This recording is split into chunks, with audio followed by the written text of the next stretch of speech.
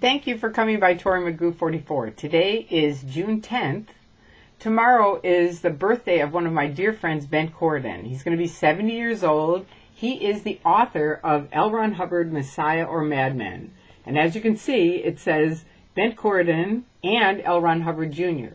If you remember my story, I first heard about Ben Corydon when I was working in Scientology, the Church of Scientology's RPR, which is Ron's Public Relations Office. Most people don't even know about it who were in the church. I certainly didn't until they hired me to help get Dianetics to #1, which we were interviewing different celebrities, doing interviews about Dianetics, and then all of a sudden, overnight, and I was getting paid $1,000 a week, part-time. I mean, it was amazing, because they showed us a reference Hubbard had where he could hire professionals. They could hire professionals and pay them whatever mean there is. So we were getting $1,000 part-time.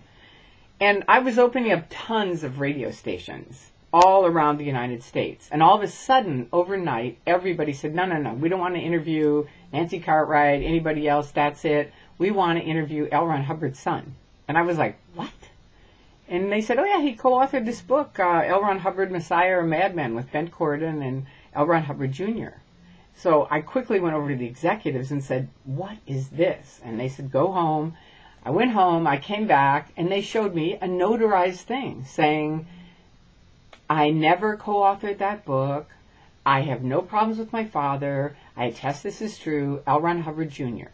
And it was notarized. And to me, notarization means it's a legal document, right? And so it was very weird, because here's his name on a book, right? And there's that. And I said, I don't get it. What's the deal? And they said to me, Tori, we've told you forever, these critics are liars. And that's proof that they're liars. And you know what? That was in '85. And that, for years, carried me over as far as believing they must be liars. This was a notarized thing, right? Finally, I wake up in 2000. I escape out. I come back. I meet Ben Corydon. And I say, what happened? And he says they paid him off that night. And that was it. End of story, right? And he's an incredible person. I mean, in this issue here, you see this big letter here. That's because they put out a restraining order for him putting out this book. And he says, later editions will bear a jacket consistent with our usual high standards, but since a restraining order had been placed on our first printing because of litigation over jacket design, we felt it imperative to release books to the public immediately. We are sure that the book-buying public will understand and support our fight to protect First Amendment liberties. And Ben Corydon, I cannot thank you enough. I'll tell you a little sweet story about Ben. Every time, and this is my own personal quest, because I know some of these guys who left years ago. I mean, they left all alone. They fought the church all alone or with a handful of people. The church was big at the time and would come around and black PR them and tell people they were nuts and stuff like that. There was no internet. There was definitely no anonymous. The independents were still in the church. Marty and Mike were way in the church. I think Mike ran the thing that I worked under in RPR. So, there was nothing as far as, all the critics that are out here, Andrea, Xenu.net, Mark Bunker had not arrived, none of that. They were all alone, by themselves. And these guys, this was tremendous courage. And I try to say it all the time. You'll see me talking about these original guys. And I'm about ready to cry, but I'm trying not to. Because it's so moving to me. First of all, it's such an honor to know these people. Because, these are like warriors. Do you know what I mean? Really incredible. Not that we aren't, because everybody that's fighting this group is a warrior. That's my opinion. And it is just like Braveheart. It is. But these guys they started building the road that most of us walk on.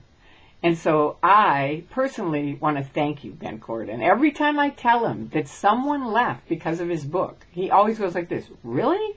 And he starts crying. He gets little tears in his eyes. And it might sound corny or something, but it isn't. It's very emotional to him. He's always amazed that he was able to help anybody. And I'm like, no, I talk to people all the time who read this book and from that woke up read the facts about L. Ron Hubbard, and left. And so as we're leaving the restaurant, at the bar is sitting a girl. And she goes, Tori, it's me from your Facebook account. So we start talking. And I say hi, and I say, do you know Ben Corydon? He's the author of Messiah or Madman. And she goes, yes, that's the first book I read. So I said, come out and wish him happy 70th birthday. And so she says to him, I got out because of your book. That's it. And I hear that a lot. So if any of you are out there hearing this, and it did help you in any way, please mention it on this YouTube site, because he's a dear friend for many of us, and he honestly, I can't wish him happy 70th birthday enough, or thank him enough for everything he's done. And I love all of you guys. I love everything you've done. And the other thing is that Bill Franks made a fabulous video a couple nights ago, and I'm going to put the links in this, which is amazing. I'm telling you, it is amazing. So listen to that video, and please come wish Ben Corydon happy 70th birthday. And I love you guys so much. Thank you so much for being part of my YouTube site. I hope you have the rest of the weekend is great. Bye-bye.